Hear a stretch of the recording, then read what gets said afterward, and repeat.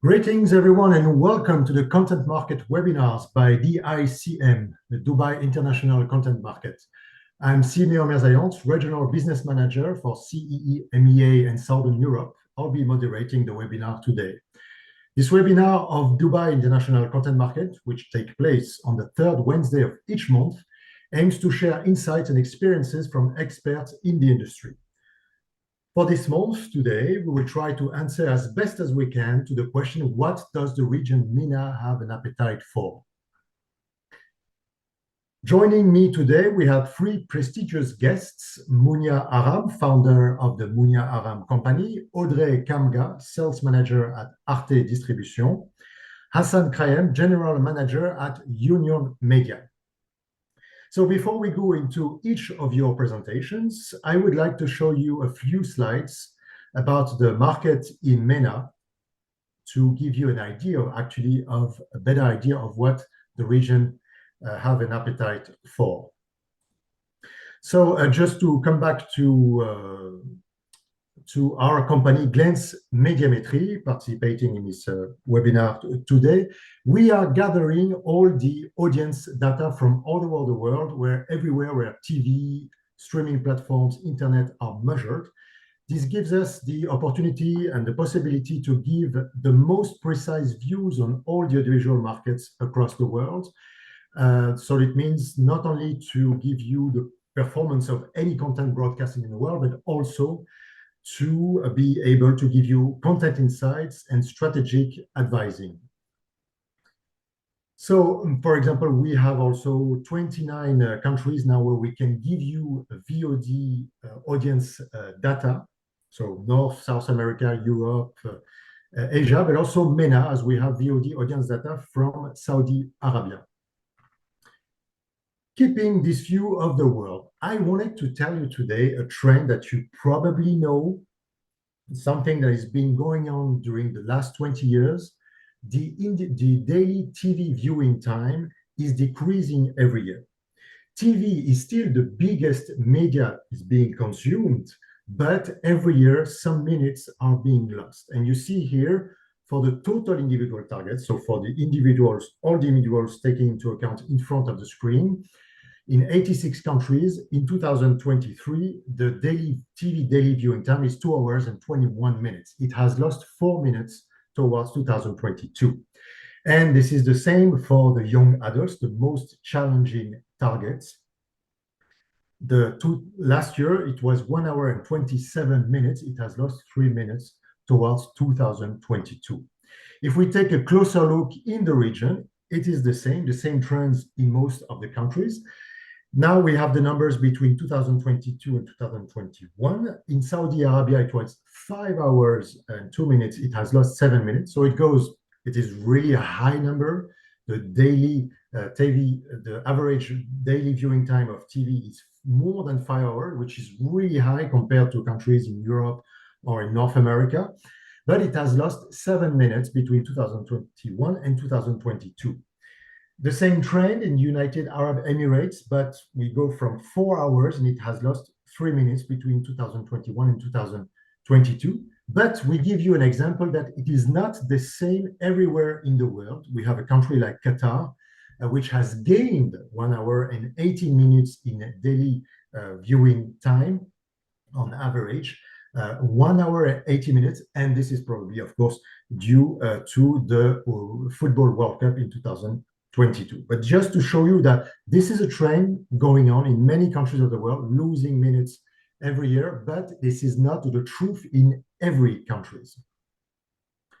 Now, we have made a study for the two countries, United Arab Emirates and Saudi Arabia, to give you a view of who are the top exporting countries. We have made a podium, and maybe you can guess, maybe you have an idea, but we have made this study among 46 countries between January 1st, 2022 and this week, May 27th, 2024.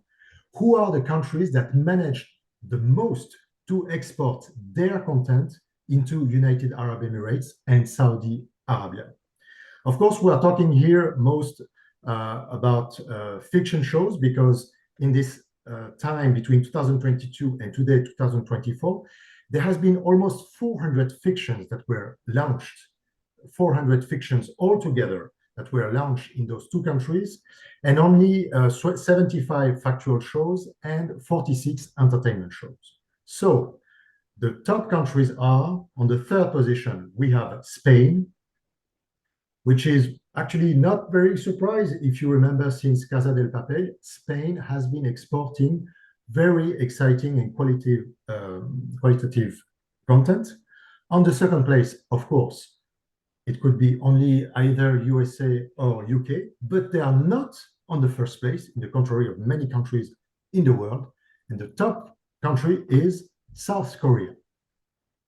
South Korea, of course, who has been since many years proposing interesting series with drama series with love, romance, fantasy, relationships. Then United Kingdom, you see here, you might recognize most of world famous content, which are also for most of them co-productions with USA.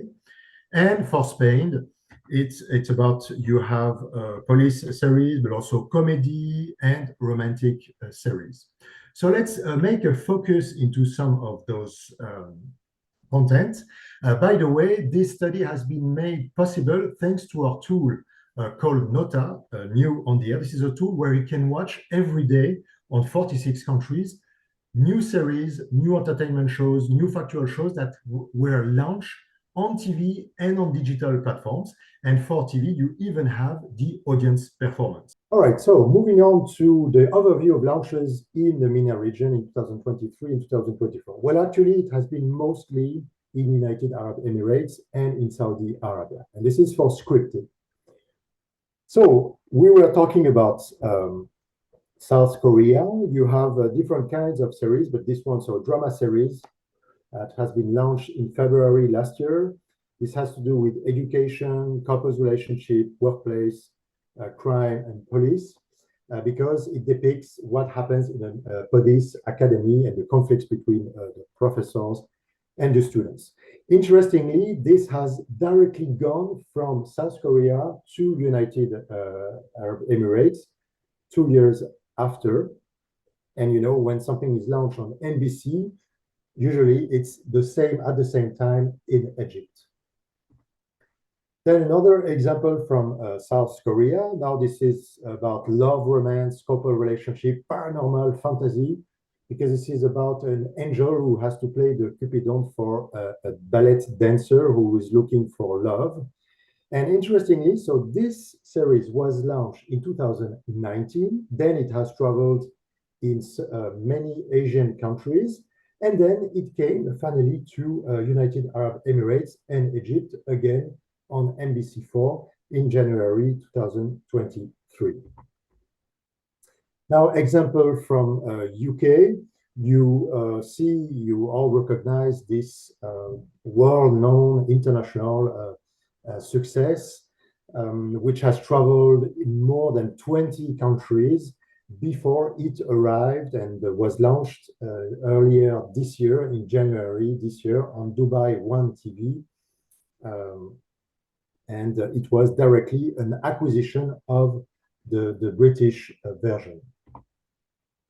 Then another example from UK. Now we have, but this is from 2002, but it's just to say that this series from Stephen Frears also was an international success, and it traveled into many countries before it came to NBC, and it was launched on NBC4 in January 2022. An example now of Spain. This is a drama series which has to do with education, kids, teens, couple relationships, about a teacher who struggles to gain respect from his class. And you see that actually it directly, practically went from Spain to United Arab Emirates and Egypt, and it also was broadcasted in Portugal before it was acquired in the region. Another example from Spain. Now it's family, crime, police, but a comedy series that was launched 5 years ago on Telecinco in Spain. Then it went to Amazon. It went to another digital platform, but a BVOD platform, RTL Plus, in Germany in 2020. And then last September 2023, it was launched on NBC4, so meaning in United Arab Emirates, and at the same time in Egypt. So now that we have talked about the champions, I will talk about the other series coming from other regions of the world. Of course, in United Arab Emirates and Saudi Arabia, there is an appetite also from content originally coming from Turkey, but who are also most of the time adapted for the region. So this Bahar example, this series, was originally developed. It's a production from South Korea originally. Then it was acquired and adapted in Turkey. And finally, it came to United Arab Emirates on NBC One this time, and it was launched at the same time in United Arab Emirates and in Saudi Arabia on April earlier this year, 2024. Another example of content that originally came from Turkey, traveled in many countries, it went in other countries of MENA, United Arab Emirates, Egypt, Lebanon, then it went in Eastern Europe, Romania, Ukraine, even went to Spain, because now Turkish content is very popular also in Spain, then in South America, and then it came back to the MENA region in United Arab Emirates, Saudi Arabia, on NBC One, and at the same time on the digital platform Shahid. Again, an example from what is very popular in the region. We have productions from Lebanon. Lebanon is also one of the countries producing the most for the region. And you see here with the Dahab Bint Al Hotel, it was first on the BVOD platform of NBC, so on Shahid, and then it went on NBC One in Saudi Arabia and United Arab Emirates. This is a series about hotel housekeeper, love and romance, crime, so has to do with crime and police. Going now to the historical and costumed drama. So here we have Gauda. So this is based, it's a fantasy story based on the 1001 Nights. So it's a fantasy inspired the 1001 Nights. And this was first on the platform Watch It, also in the Middle East, and at the same time launched on OWN in Egypt and on Abu Dhabi in United Arab Emirates. And this is a production originally from Egypt, also one of the strongest countries of the region producing content for the region.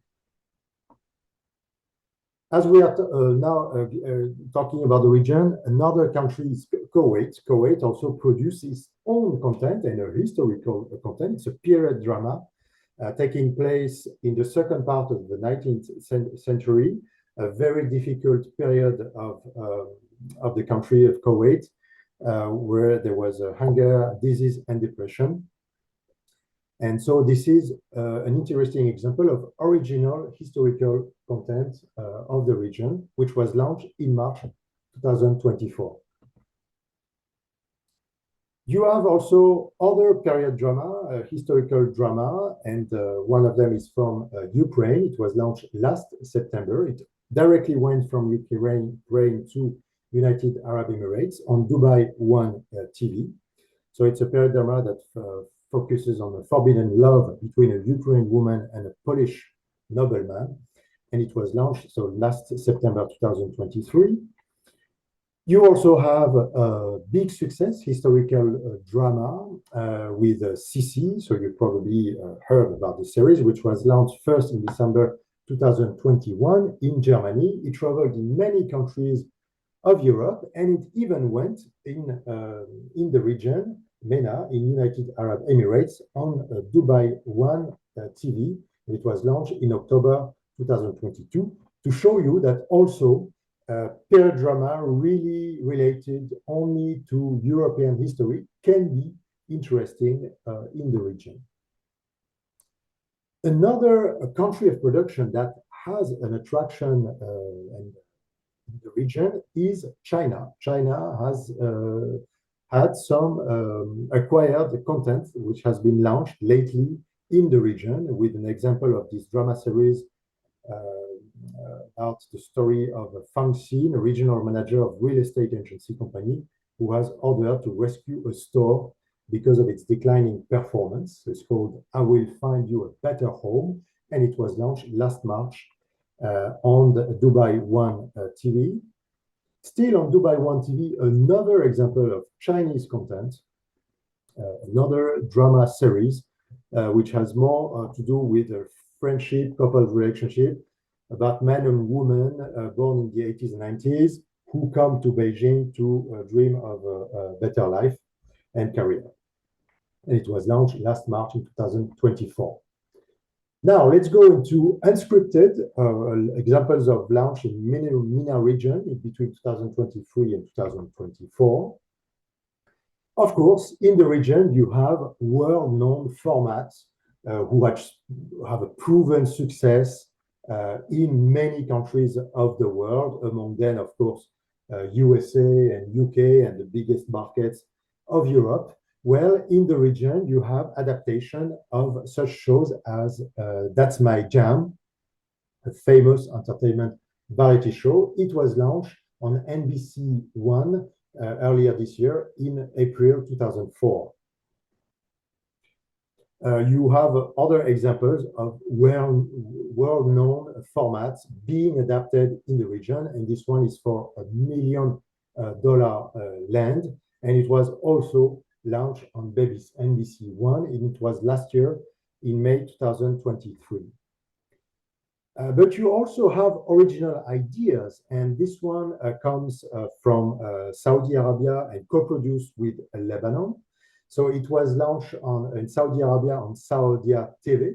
So it's a game show, really interesting game show, where the questions are about the geography, history, culture of Saudi Arabia. So the audience are being asked questions if they know well their own history, geography, and culture. And it was launched on March earlier this year. Another example of original idea from the region, and this one comes from Kuwait, a very also interesting game show where two teams are fighting and trying to make the life harder for the other team to prevent him from winning. And it was launched on Al Rai, and it's called Belhif's Wild Zone, if I'm pronouncing well. And it was also a new show, a fresh show from this year in March. Now, factual, you also have talk shows, and an example of talk show that was broadcasted in many countries of the region, in Morocco, in United Arab Emirates, in Saudi Arabia, in Egypt. Well, it is thanks to the fact that it was broadcasted on NBC channels, which is, of course, very the strongest in the region, and has many channels in most of the countries of the region. And this is also an original production from Saudi Arabia, developed in Saudi Arabia, called Big Time Podcast. Well, that's it for my presentation. Now we will go on the others people's presentation of our guests. Just to remind you that all the information that I've showed you now are coming from our reports. And if you want to contact me to have more infos about our data bank and our reports. So now I give the floor to our guests, and we will start with Mounia Aram.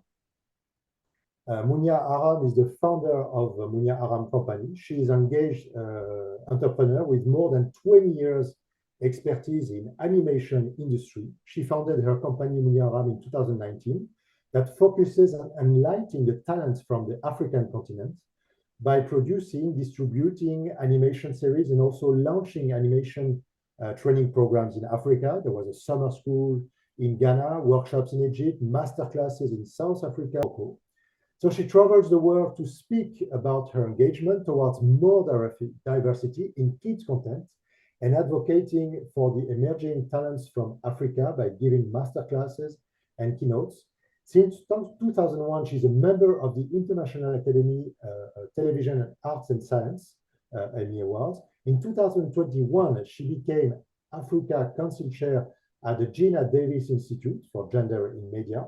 In November 2021, she won the Black in Animation Award in the Cultural Innovator category. She's a board member of the Diversify TV Award that aim to bring attention to deserving programs of diverse and inclusive backgrounds. And in July 2022, she was featured on CNN as African Voice Change Maker.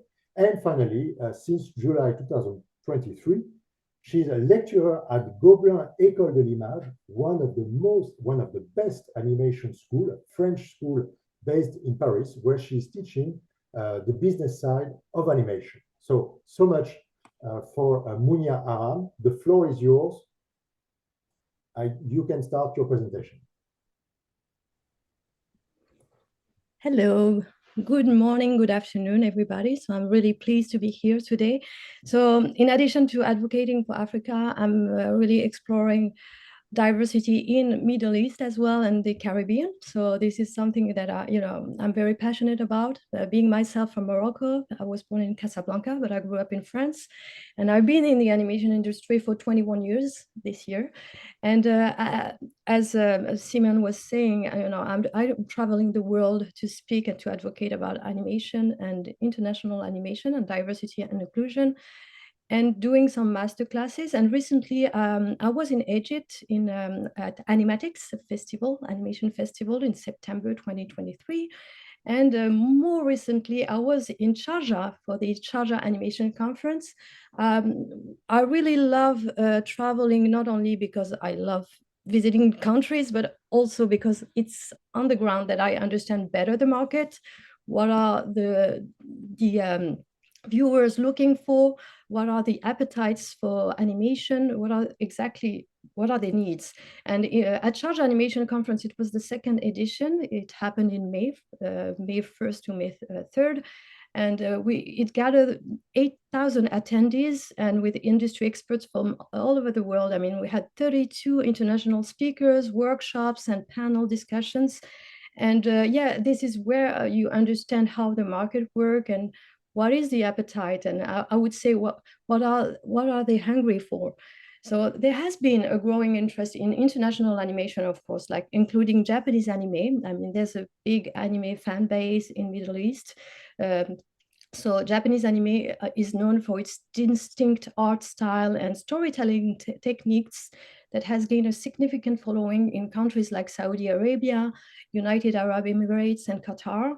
The most popular anime series, such as Naruto, One Piece, and Attack on Titan, have garnered a loyal fan base in the Middle East. And I would add that more importantly, it's not only about the anime, it's also about the brand. I mean, the merchandising is working pretty well in the region as well. So that's how you have a faithful audience that is eager to watch more anime content.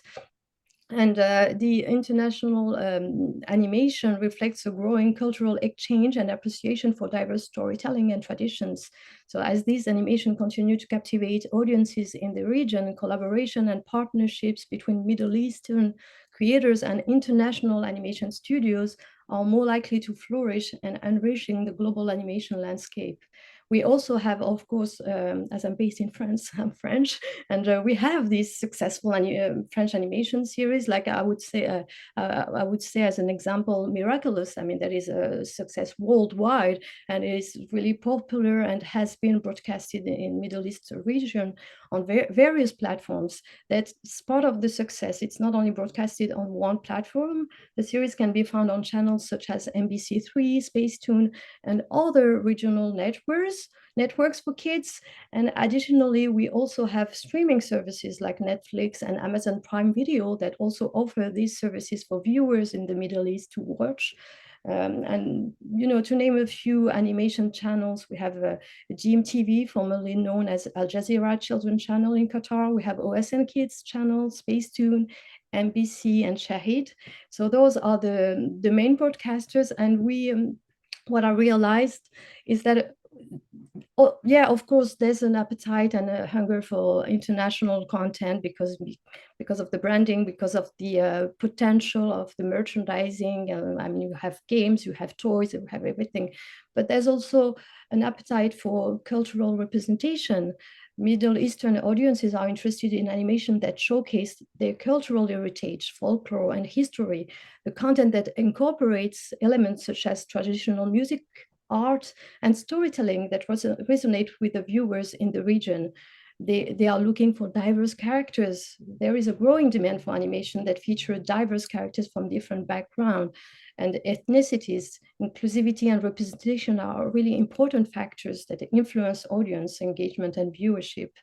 And of course, family-friendly content, because that animation is a moment that we gather, and in Middle East, we gather together to watch the content, parents with the kids. So family-oriented animation has an appeal to both children and adults, and they are very popular in the Middle East. So themes like unity, love, friendship are well received, along with positive messages that promote values such as respect and kindness. And not to mention the importance of having a localized version. I mean, to cater the diverse linguistic landscape that we have in Middle East. We have dubbed version and subtitled version in Arabic. And of course, I talk about family-friendly content, but we have also older audience that are looking for content for them, and they are not, the viewership is different. They are not looking on TV, but they are looking on their phone. And the population is really young in Middle East. So that's really a great market for animation producers and distributors to be interested in. And of course, they need to pay attention to the value that they will share in their content. And we have seen some interesting examples of local animation, like Frige. It's a popular Emirati animated series that follows the adventures of 4 elderly Emirati women living in Dubai. And it is a very funny series. And it started off as a 6-page study book in 1998. But did not materialize in animation until 2003, and it was broadcasted on Dubai TV. We have this animation show called Mansour, an animated show produced in the Emirates that features a young Emirati boy as the main character, promoting positive values and cultural awareness. And now, I mean, I will stop speaking, but I will share some more key elements. I was in Sharjah Animation Conference. That's my most recent trip, and I was moderating a panel about an animation series that was produced in the region that is currently broadcasted on Cartoon Network Middle East. And this was a case study that is pretty interesting that I want to share with you. And I'm going to share my screen. So it's Nana Zanana, and Nana Zanana is a 13-episode animated series with 1-minute episodes. And it's a non-dialogue. It was premiered on YouTube and Cartoon Network's social channels in MENA. And later it has expanded to EMEA. I mean, the story it's a female lead character, I should say. I mean, it's a bee. She's a queen, and she's hilarious and defends her place from an uninvited guest. It's a really typical slapstick comedy, and it's non-dialogue.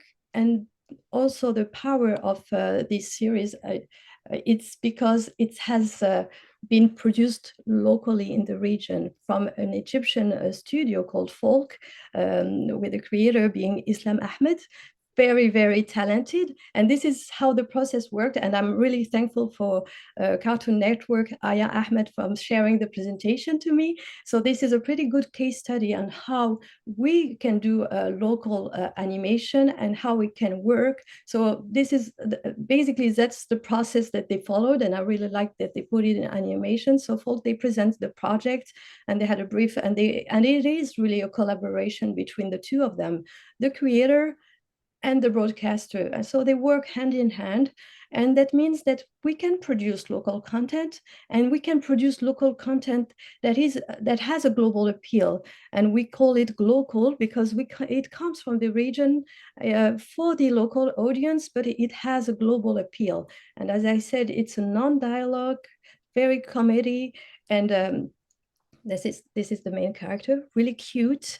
And it is an amazing success, and having us starting by broadcasting it on YouTube was really super for the branding, because they built an audience, and sorry, they built an audience, and they had like 20 million total views, and it didn't prevent them from having it broadcasted on Cartoon Network and having more and more viewers, because they were like really eager to see more content, and it is a 1 minute show, and they have been working on a very big marketing and impactful strategy, being visible and building an audience on Instagram, on Facebook. So the power of social media is really important. As I said, the audience and the people are really young in Middle East, so those are the platforms where you can find your audience for animation.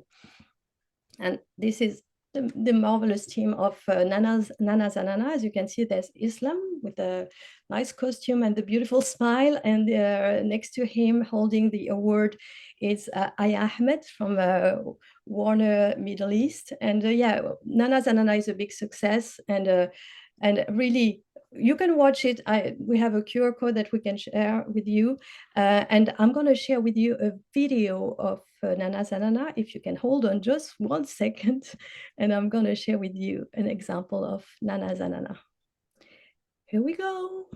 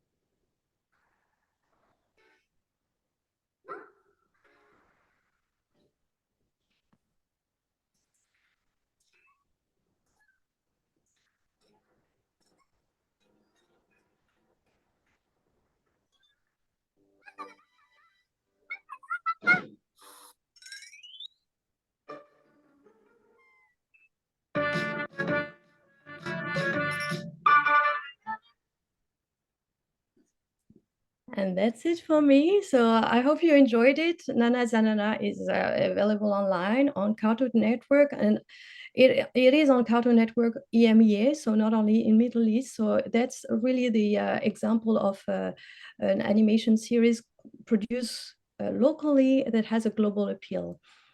So thank you. Thank you, Mounia. It's really interesting. I would like to watch definitely. I'll go on YouTube and have a look. Now we go to Audrey KAMGA. She's a sales manager at ARTE France, and she's an award-winning multilingual executive with in-depth knowledge and experience in most key TV markets, including EMEA and the Americas. She's successfully working with ARTE France, one of the largest publicly funded European broadcasters. She possesses a very diverse distribution background, working with documentary specials, limited doc series, and scripted formats, and factual entertainment with experience in sales, acquisition, marketing, and business affairs. Well-versed in TV history and pop culture, she truly believes in the importance of multiculturalism, diversity and inclusion, and a gender-balanced approach both on and off screen. Audrey, the floor is yours. Thank you, Siméon. Glad to be here with you today. I'm going to share my screen up. So just give me one little minute and we're good to go now. So I was telling you that I was happy to join you today to let you know more about artist sales and artist distribution success in the region. We are the distribution arm of the leading European channel, as you mentioned, Simeon, and our 30 years of experience help us create a catalog of 4,000 hours of docs and factuals that we represent worldwide, and our goal is really to find the best partners for our IPs, either for sales, pre-sales, and co-production in all media. So we have established so far strong collaboration with key players in the region like Ashark, Al Jazeera, MBC, TRT, Al Hura, and Documentary Channel, but also with platforms like Shahid, Blinks, and Etisalat. So what I propose is to dive and share with you the thematic bestsellers that we have that will help you know more about what's performing well in the region. So we're starting with history. History titles with our bestsellers. You will be embarked on a journey with the mystery of the desert kites with archaeologists, people and international team that uncovers the world oldest megastructures found in Saudi Arabia and Jordan. With latest secrets of hieroglyph, you will celebrate the anniversary of the discovery of the decoding of these scripts and also the find of the largest and oldest tomb in Egypt. There's also an appetite for figures. So the Viking Myths is a series that relies on the Nordic legends and explain how this Nordic legend has inspired blockbusters, saga like The Lord of Rings, Game of Thrones, and we also have the Joan of Arc case, a 3D animated documentary that relies on the first woman in worldwide history and also showcasing rare document about a trial. I'm excited to share with you the trailer that we have for the Mystery of the Desert Kites.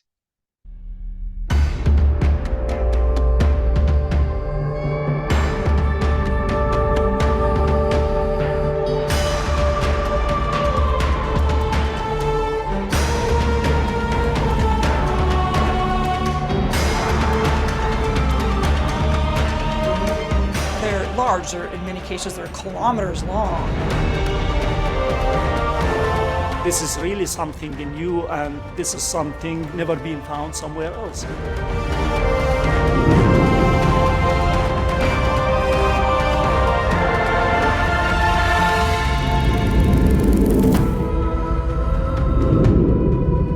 On s'est rendu compte qu'on était vraiment face à un phénomène d'une ampleur inégalée.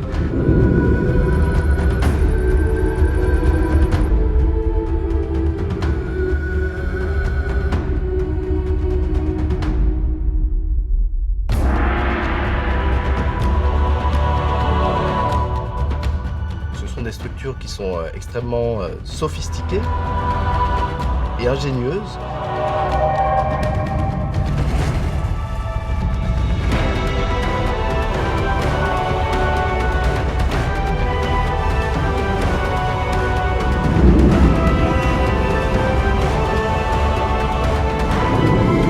I think there's many things that are puzzling about the kites. I mean, one is, why do you make such a huge system?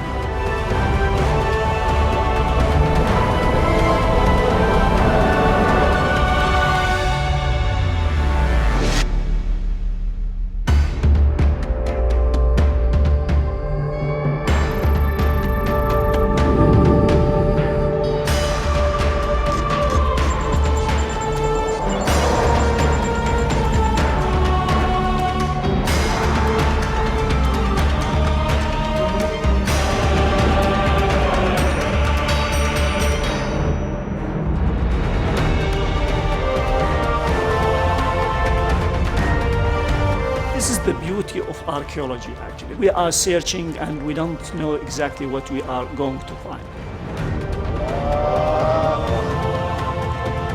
We Awesome.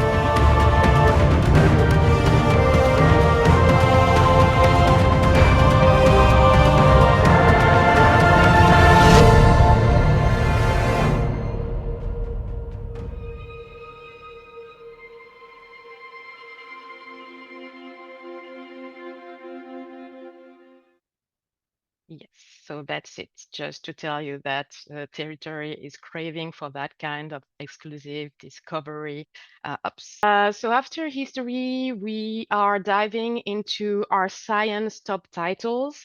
They propose an exploration of the addictive power of dopamine and the kind of molecule that it releases that keep us hooked all year long to our apps.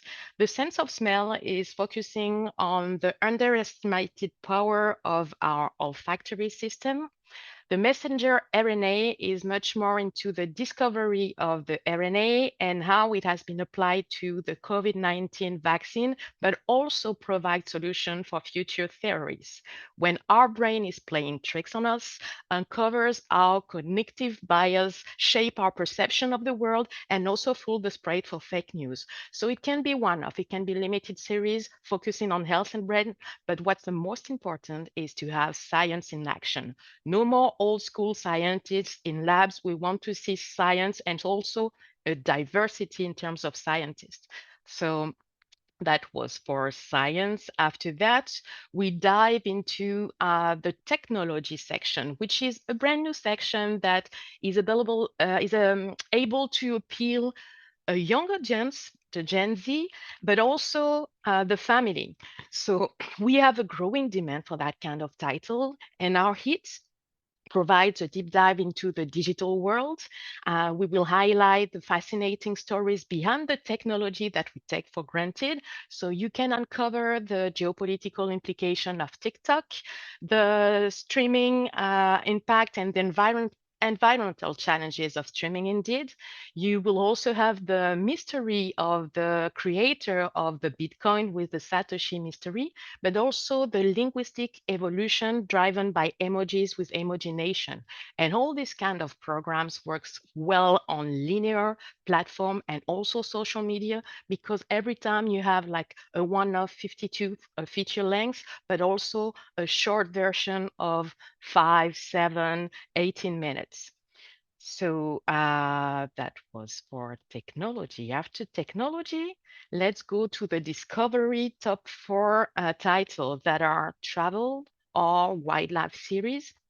So as Mounia said, the global is very important. The global angle, but with local impact. So that's what we have with the Market of the World series.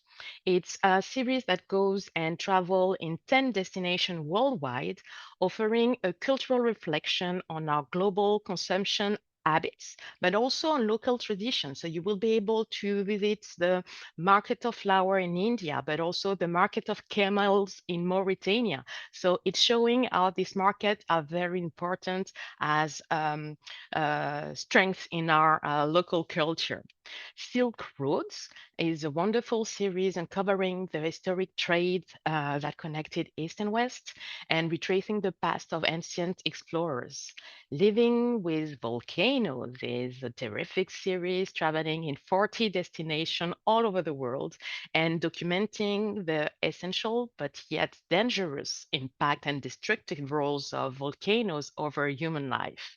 And Braving the Tide, a wildlife series focusing on the lives of the shorelines creator that are surviving every day, all day long, all over the world in different ecosystems. So for that kind of program, it's much more series that are requested, whether they are half hours or 1 hours. Then crime. Crime titles perform well on linear and on platform. All the partners are looking for its exclusive access, strong stories like The Thing. The Thing is a thriller-like narrative of mysterious attack on the US diplomats. It brings Cold War with modern tech intrigue. Then you have Mafia and Banks that focus on the symbiotic and antagonistic relationship between financial institution and organized crime. Triad, the Chinese mafia conquering the world, is an immersive look at the world's most influential mafia, and oil oligarchs corrupting the West reveals a deep corruption in global finance by Russian oligarchs. So here you need to get a very strong and very efficient storytelling, and this is the kind of title that are consumed by the whole family, but especially a younger audience. Then after we have the investigation, where this kind of content is really appreciated. Broadcasters are always eager to get in-depth investigation that's showing the global impact of global industry and global crisis. So from sugar exploitative legacy to Lebanon financial woes, impact of environmental impacts on social worker or IKEA exploitation of resource. These kind of talks are revealing critical issues. They witness the stories and they highlight the real need for urgent action. There's a real appetite for this kind of title because they are engaging with realities and they're really shaping our future, which is a mandate of many broadcasters. And last but not least, our cultures and arts bestseller either explore the captivating life and careers of Hollywood icons or delve into revolutionary artistic movements. So you can unveil Brad Pitt's transformation from its Playboy image to the famous producer and director that we know today, to Kate Winslet's defiance on Hollywood stereotype. The Legend of Paris is an immersive journey into the 19th century in Paris with the legendary figures that make worldwide culture. And then NFT, the world of art upside down, is really investigating how the arts market is evolving thanks to the use of NFT. So that's it for me. I'm really happy and to be there, and I hope that was insightful. You have my contact if you need any more info. That's it. Thank you, Audrey. It was really great to see the extent of the catalog of ARTE, which is always full of diversity and great quality of content.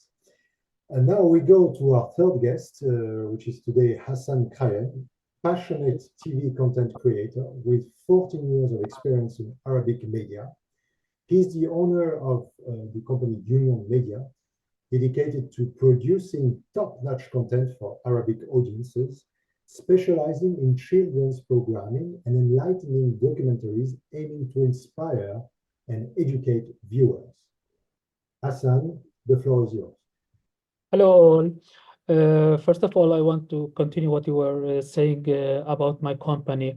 I started long time ago, like 14 years, from 14 years ago, on purchasing different types of animation and documentaries from outside MENA and do the dubbing for this documentaries and animation and redistribute them in the MENA region.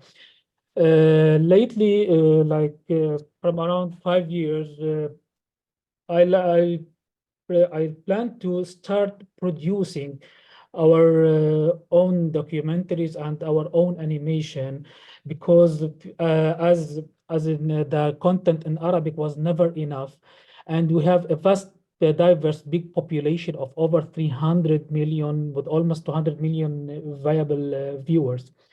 The big geography and with diverse cultures requires many genres, tastes, and appetite to cater in different language. For now, we know all that the Egyptians have monopolized the film market for the Arabic commercial films for a long time. The American TV series as well that have been on the menu since the 70s. We also have the French Francophone viewers, as you know, also in the Middle East. This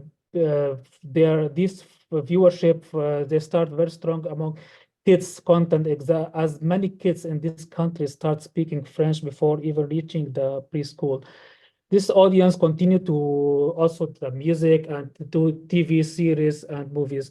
Here, I would like to talk a little bit about the consumption habits for viewers in the Middle East.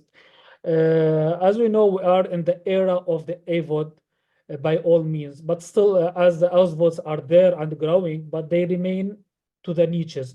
The masses of the people find that the AVOD is more accessible, and within their reach, the fact it only requires like a smartphone and a Wi-Fi connection.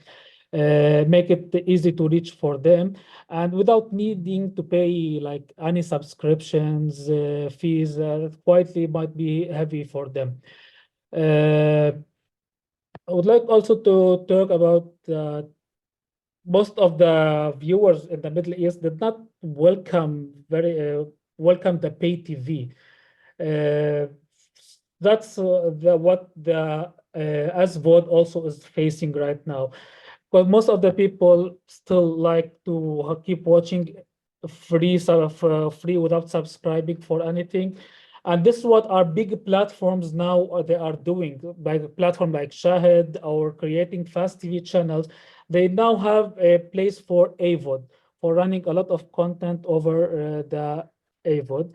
And one other thing that we are facing for those who are working on ASVOD or pay TV is we suffer of a tons of piracy for these pay TVs and ASVODs, especially in the content of sports that we can see.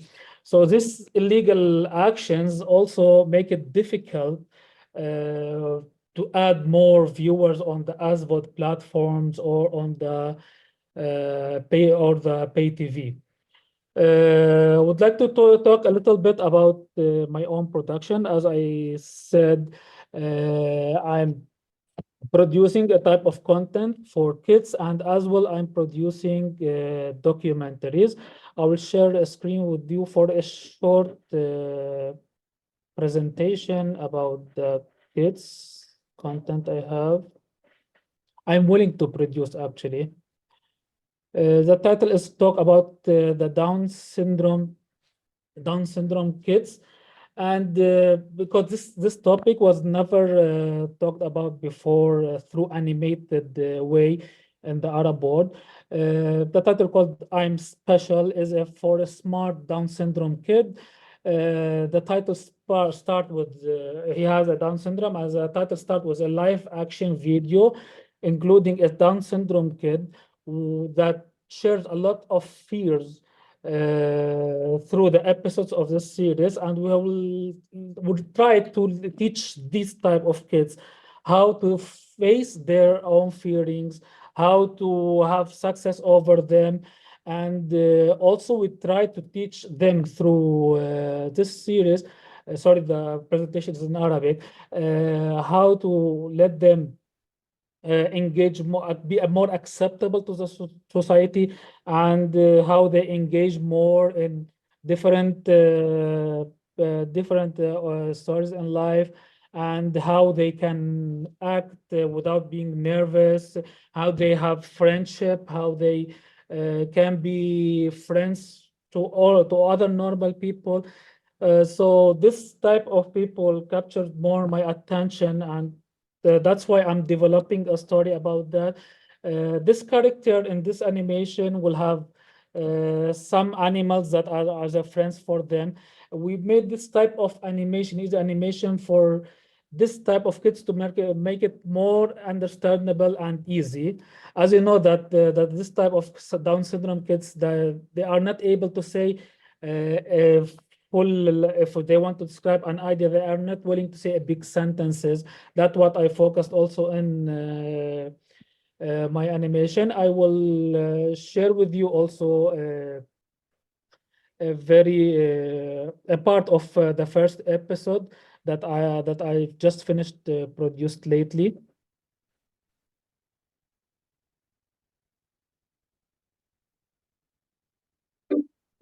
As I said, it will start with live action, then it will go to the animation.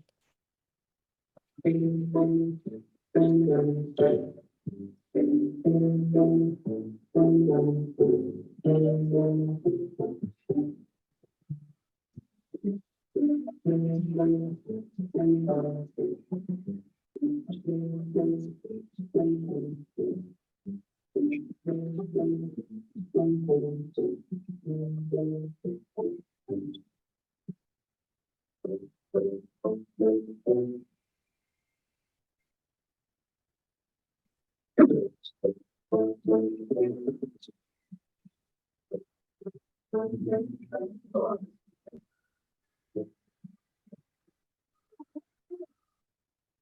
بك يا ماهر؟ من أربع خامس؟ ما رأيك أن ترسم رسمة جميلة؟ يرسم ماهر الرسمات الجميلة دائما. ماذا سيرسم هذه المرة يا ترى؟ هل تعرفون بما يفكر ماهر؟ العصفورة نورة مذعورة جدا. لما أنت خائفة؟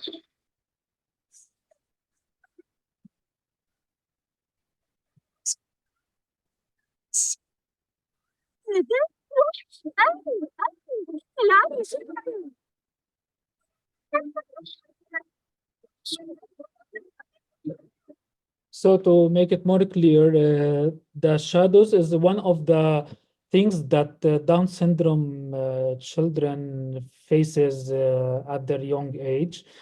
I'm also working on other things like documentaries. I'm planning to do also a documentary about the World of Water. Still, it's just finished my presentation about that. We'll talk about the water, especially also in the Middle East region and in the Gulf region as well. This will be talking about lakes, about rivers, how we can also take advantage of the water in terms of energy and also to help for better environment. In this series also I will make it something like a documentary for kids as well.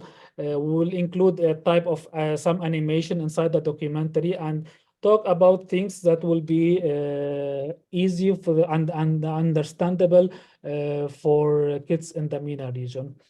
That's all for me, and thank you very much. Thank you very much, Hassan. Indeed, and very enlightening and instructive content projects. We have, since you had all of you interesting presentations, we received a lot of questions.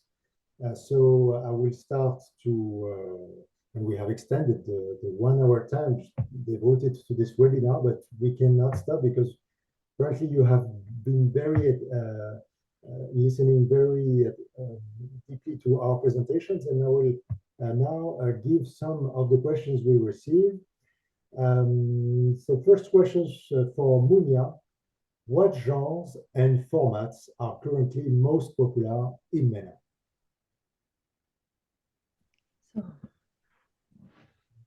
Hello, so thank you for the question. So the genre are really, for the moment, what I have noticed is really family-friendly, comedy, adventure, and of course it's animation series.